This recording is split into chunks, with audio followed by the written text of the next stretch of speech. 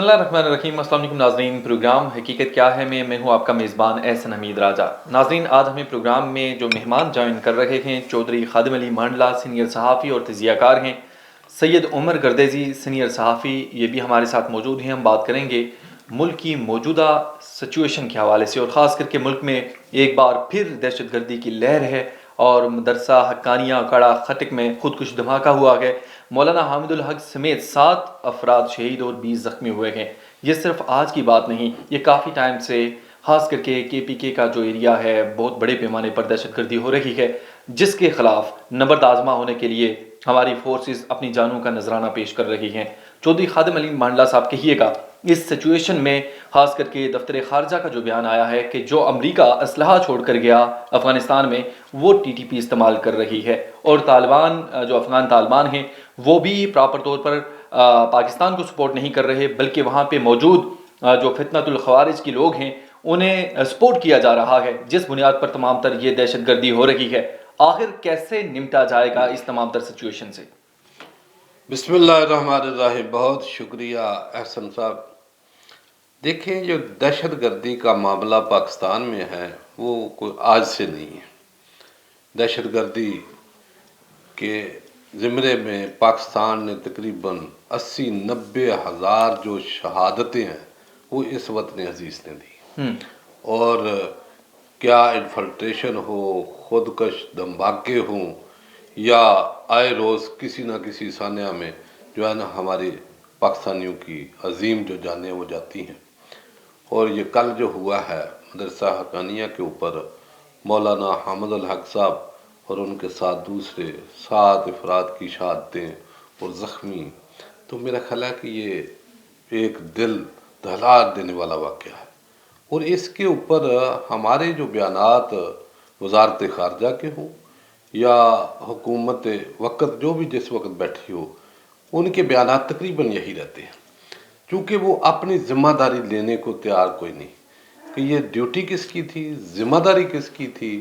پاکستان میں آئے دن دیکھو نا، یہ ہم نے ڈوزیئر تک اقوام متحدہ میں جمع کرائے کہ بھارت جو ہے جب یہ نیٹو فوج تھی ادھر افغانستان میں، تو افغانستان میں کو 62-63 جو کیمپ ہیں، تربیتی camp under the supervision of را، ان کو باقاعدہ ٹریننگ دی جاتی تھی، اور وہ لوگ آ کر پاکستان میں دہشت گردی کرتے تھے، اور مسلسل جو ہے نا خودکش دھماکے اور دوسرے دھماکے، تو اس کی میرا خیال ہے کہ ترتیب بہت زیادہ تیز تھی اس وقت۔ تو میرا خیال ہے کہ ہم تو شروع سے کہہ رہے ہیں کہ بھارت جو بھی ادھر دہشت گردی ہوتی ہے اس کا لا محالہ پیچھے جا کر اگر آپ پہنچیں گے تو پیچھے بھارت نظر آئے گا۔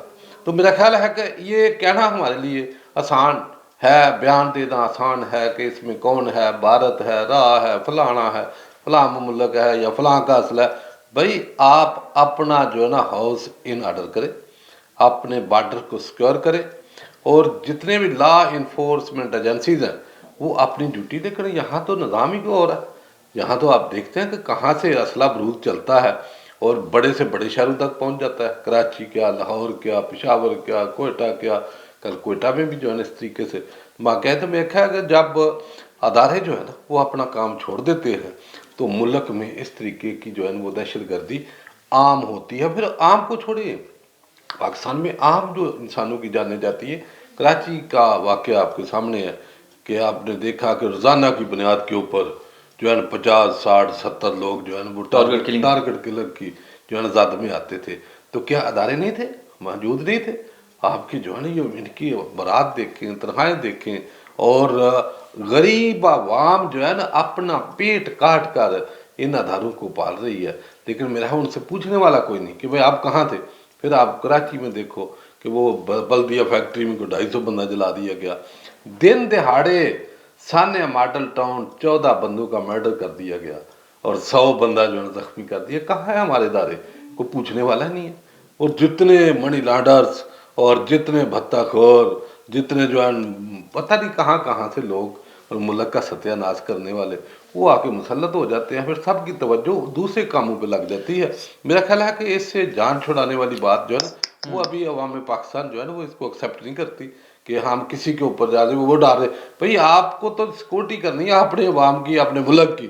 آپ کا کوئی अमेरिकन असला लेके जाए, कोई दूसरा लेके जाए या तीसरा लेके जाए, कोई आपको किसी मुल्क में घुस के जो है ना कोई बंदा इस तरह की कार्रवाई करे ना, तो मैं देखता हूँ कि भाई लोग एक वाक्य के बाद दूसरे वाक्य के लिए अलर्ट हो जाते हैं कि आइंदा हमारे मुल्क में कोई इस तरह का वाकया जो है ना वो पेश नहीं आ सकता। मेरा ख्याल है कि हमें उस तरफ जाना चाहिए, लेकिन बयानबाजी से जो है ना वो जान नहीं छुड़ाई जा सकती। सैयद उमर गर्देजी साहब, मैं आपसे पूछूंगा इस सिचुएशन के हवाले से, ख़ास करके दहशतगर्दी के हवाले से, और जैसे नेबरिंग कंट्रीज़ हैं भारत और अफ़गानिस्तान, वहाँ से बहुत बड़े पैमाने पर ये दहशतगर्दी करवाई जाती है, और अभी अफ़गान तालिबान की हुकूमत के दौरान भी जो उभरी हुकूमत है, आप ये कह सकते हैं कि कोई इंटरनेशनल प्रेशर उन पर अगर डाला जाए तो ये तमाम तर चीज़ें रुक सकती हैं, क्योंकि पाकिस्तान तो अपने तई बहुत कोशिश कर रहा है और बड़ी जानों का नजराना भी पेश किया जा चुका है।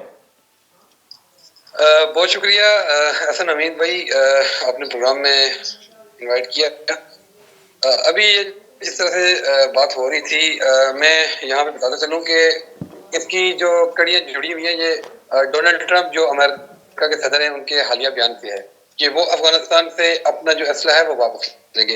अब इसमें मैं अगर कहूँ कि अमेरिका को अचानक अफगानिस्तान में छोड़ा गया, अपना जो असला था वो वापस लेने का ख्याल क्यों आया? क्या वाकई वाशिंगटन को ये खदशा लाक है कि असला दहशतगर्दों के हाथ में जा चुका है, या फिर ये मैं एक कुछ सियासी दिखावा है? जब तालिबान काबुल पर कब्जा कर रहे थे तब अमरीकी असला उनको नजर क्यों नहीं आ रहा था? और अगर आज असला बादियाबी का शोर उठा रहा है तो क्या पाकिस्तान में जो बढ़ती हुई दहशतगर्दी है या फिर हालिया दहशतगर्दी, चाहे बलूचिस्तान में हो, चाहे वो केपीके में हो, या जो अभी हक्कानिया दारुल उलूम में जो हुआ है वो उससे जुड़ा है? हकीकत में आपको बताऊं कि वो ये है कि अमेरिका ने खुद इस पूरे खित्ते को एक जंगी थिएटर में बदला हुआ है, तालिबान को ताकत बख्शी हुई है, फिर अचानक सामान छोड़कर वो निकल गया। अब जब पाकिस्तान में दहशतगर्दी की लहर तेज हुई है, खास करके तहरीक तालिबान पाकिस्तान जो कि टीटीपी के नाम से मशहूर है, उनके हमले इस वक्त बढ़ चुके हैं, तो अमरीकियों को अपना भूला हुआ इस्लाम भी वापस याद आ रहा है। क्या ये महज इत्तेफाक है कि तालिबान हुकूमत और टीटीपी के दरमियान करीबी रवाबत की खबरें भी इस वक्त मंजर-ए-आम पे आ रही हैं? अफगान तालिबान मुसलसल पाकिस्तान को यकीन दिलाते आए हैं कि वो अपनी जमीन दहशतगर्दों के खिलाफ इस्तेमाल नहीं होने देंगे, लेकिन जमीनी हकायक उसके बरक्स हैं। सरहद पार से दहशतगर्दी के बढ़ते हुए वाकयात जो हैं, खैबर पख्तूनख्वा में हमलों में इजाफा, सबसे बढ़कर दारुल उलूम हक्कानिया में जो कल हामिद हक्कानी साहब को शहीद किया गया, उनके तुलबा को शहीद किया गया, नमाजी शहीद हुए, तो ये एक खौफनाक हकीकत को बयां करता है। दारुल उलूम हक्कानिया हमेशा एक खास नजरियाती मरकज समझा जाता था, और उस पर हमला सिर्फ एक मदरसे पर हमला नहीं है, ये एक सोच पर हमला है। क्या ये हमला तालिबान मुख्तलिफ ताकतों का जो पैगाम था, जो तालिबान के मुखालिफ ताकतें हैं, ये उनका पैगाम था, या फिर कोई और नया गेम प्लान किया जा रहा है? पाकिस्तान पहले ही शदीद दबाव में है, माशी बुरान है, सियासी अदम इस्तेकाम है, और अब बढ़ती हुई दहशतगर्दी ने इस हुकूमत के ये जो वैसे ही लूली लंगड़ी बैसाखी में खड़ी हुकूमत है फॉर्म 47 में, इसके उमर साहब अमेरिका का इस्लाह वापस लेने का मुतालबा दरअसल तालिबान पर जो दबाव डालने का हरबा हो सकता है, लेकिन असल सवाल ये है कि उमर साहब इस हवाले से कहिएगा कि ये फितनतुल ख्वारिज को रोकने के लिए क्या किया जा सकता है? मींस पाकिस्तानी हुकूमत और खास करके जो इंटरनेशनल प्रेशर है वो कैसे बिल्ड किया जा सकता है? हाल ये है कि पाकिस्तान को अपने फैसले खुद लेने होंगे, उसको अमेरिका की बैसाखियों से हटना होगा, अफगान तालिबान से ताल्लुकात पर दो टोक पॉलिसी अपनानी चाहिए, दहशतगर्दों के खिलाफ सख्त कार्रवाई की जाए, क्योंकि जिनका काम है कि भाई आप दहशतगर्दी को रोके, वो तो किसी और काम में लगे हुए हैं, उनको तो दहशतगर्दी से लेना देना ही नहीं है, बस एक नाम रख दिया कितने अल-ख्वारिज और ये चीजें। तो आप अपने असल काम की तरफ जाएं, पॉइंट आ गया, दहशतगर्दों के खिलाफ सख्त कार्रवाई करें, आपका पॉइंट आ गया। को सील करें, अंदरूनी तौर पे चौधरी खादिम अली मांडला साहब से मैं पूछूंगा, चौधरी साहब एक तो मुकम्मल तौर पर खत्म करें, चौधरी साहब तौर पर कानून नाफिज करने वाले इदारे। उमर साहब मैं आपकी तरफ आता हूं दोबारा, मैं आपकी तरफ दोबारा आता हूं कैसे होगा सर, मैं आपकी तरफ दोबारा आता हूं। चौधरी खादिम अली मांडला साहब आपसे पूछूंगा, विफाकी काबीना में बड़े पैमाने पर तोसी कर दी गई है, क्या समझते हैं, क्या ये मुल्की ख़जाने पर बोझ नहीं है, या जिस तरह मराद बढ़ाई गई, वो तमाम तर चीज़ें की गई, जो मेंबरान पार्लियामेंट हैं उसके बावजूद आवाम सरापा एहतजाज है महंगाई के हवाले से भी, तो क्या कहेंगे इस तमाम तर सिचुएशन पर? और पीपल्स पार्टी ख़ास तौर पर वो तो सपोर्टिव में है, तो उनके लिए मुश्किलात नहीं होंगी? देखिए बात यह है हसन साहब के जिस तरीके से दहशत गर्दी बढ़ रही है, तो मेरा ख्याल है इन्होंने मुनासिब समझा कि हम कबीना का साइज बढ़ा लेते हैं, हो सकता है यही जो है ना वो कोई कारगर साबित हो। अच्छा, इससे मसाइल हल हो जाएंगे? नहीं, मसाइल में वही बता रहा हूँ कि ये तो मसाइल में इजाफा है, मसाइल में इजाफा है। जो मुल्क कर्ज के ऊपर, बीक और खैरात के ऊपर चलता हो, اور انٹرنیشنلی آپ دیکھیں نا کہ آپ کی ریٹنگ کیا ہے. ابھی کل ہی میرا ہے کہ اس نے جو ہے جسٹس ورلڈ پروگرام انہوں نے جو دیا ہے ہمارا نمبر ہے میرا کوئی 142 میں 129 کوئی پتہ نہیں کس نمبر کے اوپر ہے کہ ہم جہاں کھڑے ہیں. اور گورنر اب اپنی دیکھ لیں کہ آپ کہاں کھڑے ہیں، کرپشن میں کہاں کھڑے ہیں. اس کی وجہ یہ ہے کہ ہمارا اگر کمپٹیشن دنیا میں کرایا جائے تو میرا کرپشن میں ہو سکتا ہے کہ ہم کسی کو آگے نہ جانے دے. باقی تو ہمارا حال کوئی نہیں ہے کہ آپ کیسے افورڈ کر سکتے ہیں جیسے ججز کی، پارلیمنٹیرین کی، اور دوسری کو لیڈ کلاس جو بیوروکریسی ہے ان کی مراد اور ان کی تنخواہیں. میرا خیال ہے کہ کیا ایک مقروض ملک یہ افورڈ کر سکتا ہے؟ یہ تو ایک فضول خرچی ہے. اور سرے عام آپ جیسے ان کے دیکھو نا ان کا رہن سہن، ان کے پروٹوکول، اور غریب عوام جس کے پاس 2 وقت کا کھانا نہیں ہے. مجھے بتائیں کہ لوگ خودکشی کر رہے، کوئی ٹرین کے اوپر، کوئی پنکھوں سے لٹک رہا ہے، کوئی بجلی کے بلوں کی وجہ سے جو ہے خودکشی کر رہے ہیں لوگ. اور آپ دیکھیں ابھی عوام کو کیا دیا، مطلب کل کی خبر نہیں پڑی، آج کی خبر کہ 50 پیسے جو ہے نا وہ پیٹرول پتہ نہیں سستا کر دیے. کمال کی جو ہے نا وہ دنیا کو کیا. اور اگر یہ جو بندے خودکشی سے مر رہے ہیں اگر یہ اپنا پروٹوکول ہی کم کر دیں تو میرا خیال شاید یہ جتنے غریب لوگ ہیں ان کی جو ہے کوئی سہولت بن جائے، ان کا کوئی سامان ہو جائے. یہ فضول خرچی میں آتا ہے. لیکن میرا خیال ہے کہ ان کو چونکہ سروکار دیں گے، ان کا ایک ہی مشن ہے کہ یہاں سے مال لوٹنا ہے، منی لانڈرنگ کے ذریعے، لانچوں کے ذریعے، جعلی اکاؤنٹس کے ذریعے جو ہے باہر بیلجیم، آسٹریلیا، دبئی، پھر پناما لیکس، پنڈورا پیپرز، یہ دنیا میں ان کے نام ہیں. تو میرا ہے یہ اپنے کام میں ماہر ہے اور بالکل جو ہے وہ مہارت رکھ رہے ہیں. ابھی جو کابینہ بنے ان میں کون سا کوئی اتنا بڑا کوئی انجینئر ہے. تو جیسے آپ نے اس حوالے سے کہا سید عمر گردیزی، ان سے میں اس حوالے سے پوچھوں گا کہ ایک تو چلے ہم حکومت کی بات کر رہے ہیں لیکن اپوزیشن بھی ایز سچ کوئی پراپر رول نہیں دے رہی، نہ وہ اسمبلی کے اندر نہ وہ باہر جلسے جلوسوں میں. اور خاص کر کے جب مراد ان کی بڑھانی ہوں تو سارے ایک ساتھ ہو جاتے ہیں، ایک ساتھ وہ تمام تر چیزیں بل بھی پاس کروا دیتے ہیں، ساری چیزیں اپنے لیے کروا لیتے ہیں، لیکن عوام کے لیے کوئی بھی کھڑا نہیں ہو رہا. ایون پی ٹی آئی کی اگر بات کی جائے بڑی سٹرونگ ہے اپوزیشن ان کی، لیکن ایز سچ وہ عام آدمی کے لیے وہ اپوزیشن بھی نہیں کر پا رہے. جی عمر گردیزی. جی بہت زبردست سوال کیا آپ نے. پاکستان کی سیاست میں اس وقت ایک دلچسپ کھیل جاری ہے. حکومت اور اپوزیشن کی جو آپس میں جو آنگ مچولی چل رہی ہے اس کو دیکھ کے تو عام بندہ اپنا سر پکڑ کے بیٹھ جاتا ہے. ایک طرف بیساکھیوں کے سارے پہ کھڑی خیراتی نشستوں پر براجمان فارم 47 کی حکومت ہے جو عوام سے زیادہ سے زیادہ اپنے سرپرستوں کی وفاداری نبھانے میں مصروف ہے.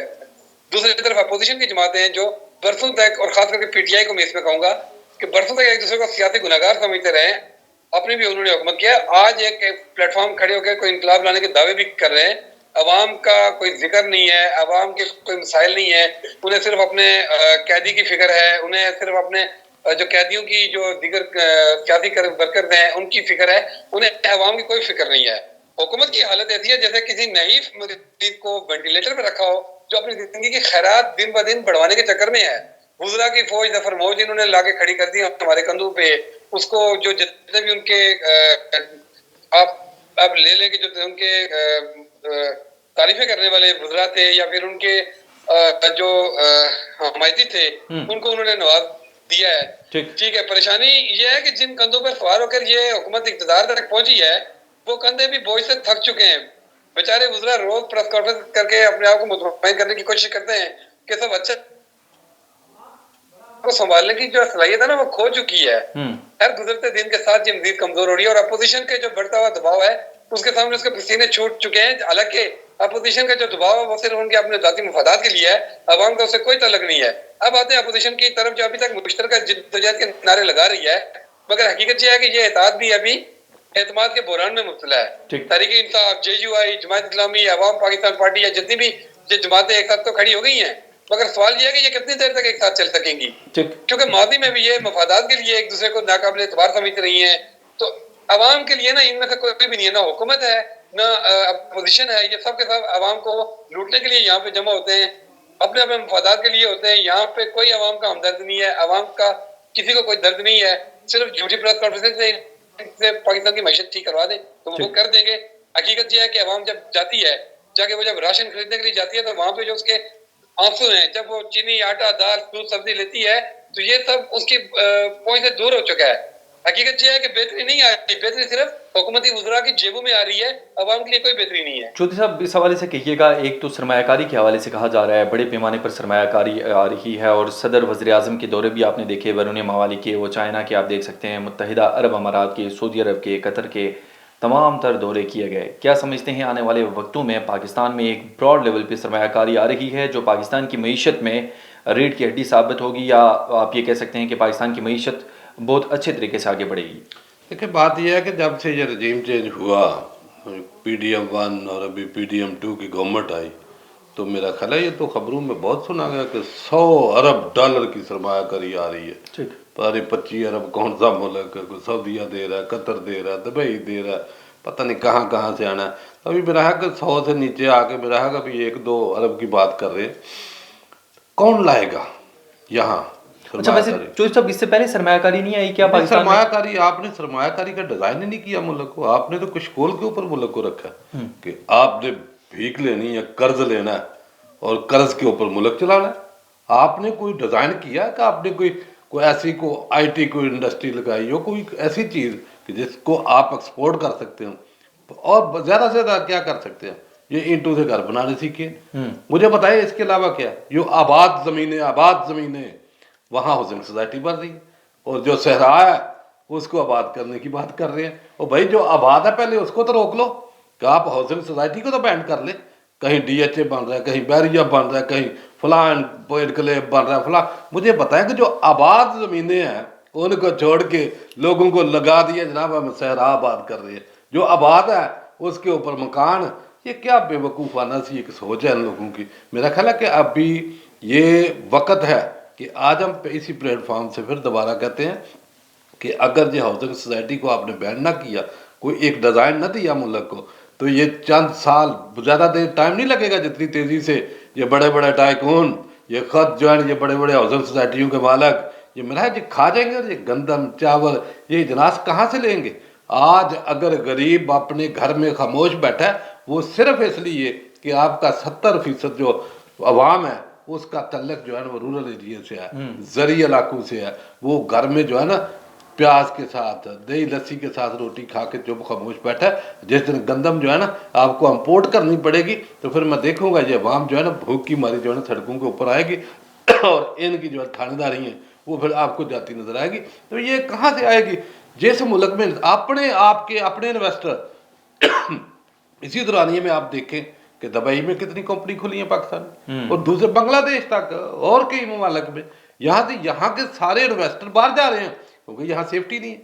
آپ نے دیکھا نہیں کہ جس طریقے سے جبر ظلم یہ کر رہی ہے یہاں جی حکومتیں، لوگوں کے کاروبار بند کر رہے ہیں، لوگوں کے گھروں کو یعنی کہ ان کا جینا محال کیا ہوا ہے، اور جتنے جو ہے نا یہ منی لانڈر ہے ان کو لا کے آپ نے اقتدار دے دی ہے۔ اس کے بعد کون یہاں لائے گا؟ دوسرے ممالک میں میں آج بھی ان کو کہتا ہوں کہ یہ اس وقت تک اپنے پاؤں پہ کھڑے نہیں ہوں گے جب تک یہ قرض کی لعنت سے، سود کی لعنت سے جان نہیں چھڑائیں گے۔ اب کیونکہ ان کو قرض مل جاتا ہے اس لیے ان کو کسی دوسرے ڈیزائن کی ضرورت ہی نہیں ہے، اور وہ قرض جس کے متعلق نبی پاک صلی اللہ علیہ وآلہ وسلم کی بڑی واضح حدیث ہے، اعوذ باللہ من الکفر والدین، کہ اے اللہ میں کفر اور قرض سے تیری پناہ مانگتا ہوں۔ فقال رجل اتعدل الکفر والدین، تو صحابہ نے پوچھا کہ یا رسول اللہ کیا کفر اور قرض برابر ہے؟ قال نعم، آپ صلی اللہ علیہ وسلم نے فرمایا بالکل برابر ہے۔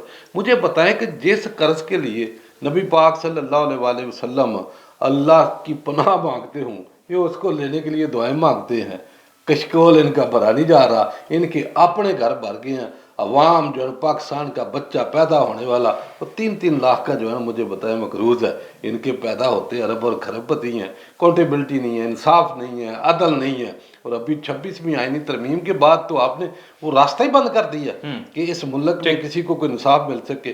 یہ ملائے 2 دن پہلے دیکھو نا کہ ہائی کورٹ لاہور میں ایک بندہ 9 سال سے کیس میں، وہ ہائی کورٹ کے اندر ہی اس نے آگ لگا کے اپنے آپ کو جو ہے وہ ختم کر دیا۔ مجھے پتہ ہے کہ یہ تو لمحہ فکریہ ہے ان لوگوں کے لیے کہ جب لوگ اپنی جان لینے پہ آ جاتے ہیں تو وہ پھر میرا خیال ہے کہ کسی دوسرے کی بھی جان لینے کا اثرا نہیں کریں گے. تو اس لیے آپ انصاف, جب تک نظام عدل آپ کا بہتر نہیں ہوگا, یہ ملک کسی بھی لحاظ سے نہ وہاں کوئی انویسٹمنٹ آئے گی. بیانات ان کے سن لیں, بیانات سے کیا آئے گا؟ یاری کو سیمینار کر لو, ایک طرف دہشت گردی ہے, دوسری طرف ان کے سیمینار دیکھیں نا کیسے گانے بجانے اور بڑی سریلی محفلیں. تو میرا خیال ہے کہ سوچیں ملک کے لیے. آپ کا پوائنٹ آ گیا. عمر صاحب میں آپ سے پوچھوں گا, رمضان سے قبل جو ٹماٹر, انڈے, چینی, آلو, پیاز مہنگے, عوام اس وقت مہنگائی میں پس رہے ہیں, رمضان المبارک شروع ہو چکا ہے, اور اس تمام تر سچویشن میں جو معیشت کے حوالے سے حکومت کی جانب سے بات کی جا رہی ہے, ایک سال کی جو کارکردگی ہے وہ یہ بتائی جا رہی ہے کہ ملک کی معیشت بہت اوپر گئی ہے, سٹاک مارکیٹ بہت اچھی ہے, تمام تر چیزیں اچھی ہیں, مینس سب اچھا ہے کہ گردانی جا رہی ہے. اس سچویشن میں کیا کہیں گے کہ واقعی میں عوام کو کوئی ریلیف آنے والے وقتوں میں مل سکتا ہے؟ دیکھیں, سب سے پہلے جو آپ کا سوال ہے, رمضان کیونکہ رحمتوں کا, برکتوں کا, عبادت کا مہینہ ہے, مگر پاکستان میں یہ مہینہ عوام کے لیے ایک عذاب بنا ہوا ہے. ہر سال حکومت بڑے بڑے دعوے کرتی ہے, ہر حکومت کہ رمضان میں مہنگائی کنٹرول ہو گئی ہے, اشیاء خوردنی سستی ہو گئی ہیں, مگر جیسے ہی رمضان کا چاند نظر آتا ہے, یقین مانے کہ گراؤں فروشوں اور یہ جو ناجائز نفع خور ہیں, ان کی طرف سے جو بنائی گئی قیمتیں ہیں وہ آسمان سے باتیں کرنے لگتی ہیں, اور عوام کے لیے روٹی کمانا تو کیا کھانا مشکل ہو جاتا ہے یار. رمضان جو ہے اس پیکج کا ڈرامہ کیا جاتا ہے, ہر سال حکومت اربوں روپے کے رمضان پیکج کا اعلان کرتی ہے, مگر حقیقت میں عوام کو ریلیف کے بجائے ذلت نصیب ہوتی ہے. یوٹیلیٹی اسٹور پر سستی اشیاء کے لیے لمبی قطاریں, دلالت, بد انتظامی, محدود سٹاک عوام کے ساتھ ایک بہت بڑا مذاق ہے. پرائز کنٹرول کے جھوٹے دعوے کیے جاتے ہیں, قیمتیں کم کر دی گئی ہیں, لیکن کہاں کیے ہیں؟ سرکاری جو نرخ ہیں اس کے جو نرخ نامے ہیں وہ صرف فائلوں تک ہیں, جبکہ بازار میں دکاندار اپنی مرضی کے ریٹ لگاتے ہیں. آٹا, چینی, گھی, دودھ, سبزیاں, پھل وغیرہ جتنی بھی چیزیں, ہر روز ان کی قیمتیں بڑھ رہی ہے, کوئی پوچھنے والا نہیں ہے. چیک اینڈ بیلنس کے دعوے صرف خبروں تک محدود ہیں. عمر صاحب یہ ذمہ داری کس کی ہے؟ گروپس کو دیا جاتا ہے, یہ ذمہ داری کو صرف پریس کانفرنس سے جو دام بتا کے تسلی دی جاتی ہے. یہ ذمہ داری کس کی ہے؟ عوام کہاں جائے؟ یہ ذمہ داری کس کی ہے؟ یہ وزیر اعظم, گھی مہنگا, یہ وزیر اعظم صاحب کریں گے؟ یہ ذمہ داری کس کی ہے؟ یہ وزیر اعظم صاحب کریں گے, وفاقی وزیر کریں گے, یا ایڈمنسٹریشن کرے گی؟ دیکھیں, یہ تو وزیر اعظم صاحب احکامات جاری کریں گے, سختی اوپر سے ہوگی تو نیچے والے کریں گے نا. جب اوپر ہی سب چور ایک ساتھ مل کے بیٹھے ہوئے ہیں تو نیچے والوں کو تو حوصلہ انہیں کی طرف سے ہے نا کہ وہ خود چوریاں کر رہے ہیں, تو نیچے والوں کو کون پوچھے گا؟ نیچے والوں سے پوچھیں گے تو یہ اوپر والوں کو بلیک میل کریں گے, اوپر والوں سے بات ہوگی تو وہ ان سے اوپر والوں کو بلیک میل کریں گے. بلیک میلنگ میں یہ ملک چل رہا ہے. یہ ملک اس وقت یقین مانے کہ اس حد تک افسوسناک حد تک جا چکا ہے کہ مجھے نہیں پتا کہ اس ملک کا مستقبل اللہ کرے بہتر ہو, لیکن ان لوگوں کے ہوتے ہوئے مستقبل بہتر نظر نہیں آ رہا ہے. رمضان گزاروں کو اگر واقعی عوامی فلاح کا ذریعہ بنانا ہے تو اس میں سرکاری کرپشن کو ختم کرنا ہوتا ہے. سرکاری کرپشن کس کے ساتھ جڑی ہوئی ہے؟ انہی لوگوں کے ساتھ جڑی ہوئی ہے, حکومتوں کے ساتھ جڑی ہوئی ہے. وزراء نے اپنے جو بیوروکریٹس ہوتے ہیں ان کو کرپشن کے لیے کھلا چھوڑا ہوتا ہے. بیوروکریٹس جو ہے انہوں نے اپنے ماتحت ملازمین کو چھوڑا ہوتا ہے. وہ جا کے بازاروں میں یہ جو دکاندار ہیں ان سے بتاخوری مانگتے ہیں, وہ بتاخوری دینے کے چکر میں چیزیں مہنگی کرتے ہیں. تو یہ سب کے ساتھ ایک پورا چین جڑا ہوا ہے, یہ پورا ایک نیٹ ورک, ایک پورا مافیا. اور اس ملک میں صرف اور صرف جو نظام چل رہا ہے, جو اس وقت پختہ نظام ہے, وہ مافیا کے زور پہ ہی ہے. میں کہتا ہوں بیوروکریٹس کو خود سن چکا ہوں کیوں اس وقت اس سے تنگ تھے, کیونکہ وہ تھوڑا سا کڑا حساب کر رہا تھا ان کا. اب یہاں پہ ان کو کھلے کھانے کے ملے ہوئے ہیں, وہ تو کسی کو چائے کی پیالی صحیح سے نہیں دیتا تھا. یہ تمام چیزیں نا ان حکومتوں سے ہی جڑی ہوتی ہیں. چوہدری صاحب میں آپ سے پوچھوں گا, اپوزیشن اتحاد کے حوالے سے جو پچھلا ایک گرینڈ الائنس بنانے کے لیے کوشش بھی کی گئی, اور جس میں مولانا فضل الرحمان ابھی تک انہوں نے کوئی حامی نہیں بھری شمولیت کی, لیکن کیا کہتے ہیں کہ یہ جو اتحاد بن رہا ہے یہ حکومت کے لیے کوئی خطرہ ہو سکتا ہے آنے والے دنوں میں؟ دیکھیں, بات یہ ہے کہ اگر جمہوریت ہو, ووٹ کا مقابلہ ووٹ کے ساتھ ہو تو پھر تو خطرہ ہو سکتا ہے.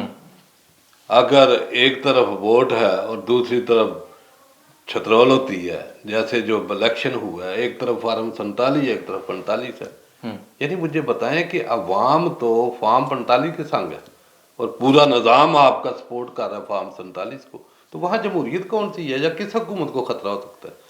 اگر خطرے کی بات ہو, عوام کی آرا کے آگے اگر یہ اپنی حنا اور ضد کو سرنڈر کر دے تو عوام کہاں ہے؟ کیا یہ مجھے بتایا کہ یہ بیانات اس وقت کا جو کمشنر پنڈی لیاقت جٹھا اس کا بیان کہ 60-70 ہزار ووٹوں سے ہارے ہوئے لوگوں کو ہم نے جتایا. اس وقت کا caretaker prime minister Kakar, اس کا جو مکالمہ ہوا نیف عباسی کے ساتھ، تو اس نے کیا کہا کہ اگر میں نے فارم 47 کی حیثیت بتا دی تو آپ منہ چھپاتے پھرو گے. یہ حال ہی میں چند دن پہلے گورنر پنجاب، اس نے کیا کہا کہ پورے پاکستان میں فارم 47 کی حکومت ہے. یہ ہم تو نہیں کہہ رہے، یہ آن دی ریکارڈ ہے ساری چیزیں، اور پوری عوام کو پتا ہے کہ جس طریقے سے الیکشن ڈے والے دن آپ نے جو ہے پورا نیٹ ورک بند کیا، موبائل فون بند کیے، اور بڑے مطمئن تھے اس کی وجہ کہ یہ کام کر چکے تھے سارا، کہ آپ نے نشان چھین لیا ہے، بندوں سے پریس کانفرنس جو ہے وہ کروا لی گئی ہیں.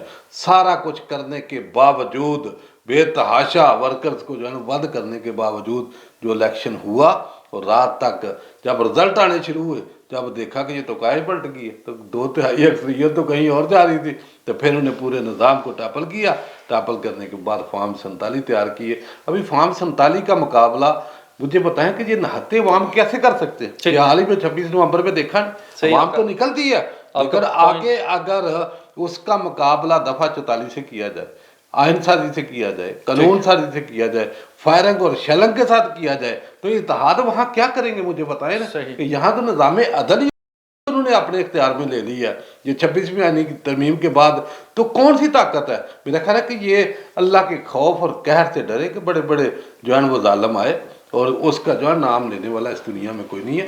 لیکن عوام کی آرا کے آگے اپنے آپ کو سرنڈر کرے، اسی کا نام جمہوریت ہے، اور اسی میں ملک نے آگے جانا ہے. جب آپ اس طریقے کے لوگ لائیں گے تو عوام نیچے جو ہے سب پوائنٹ آ گیا.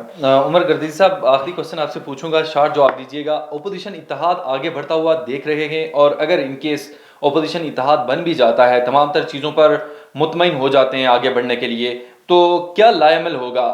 کس مین مدعے پہ بات کی جائے گی جس سے حکومت کو خطرہ ہو؟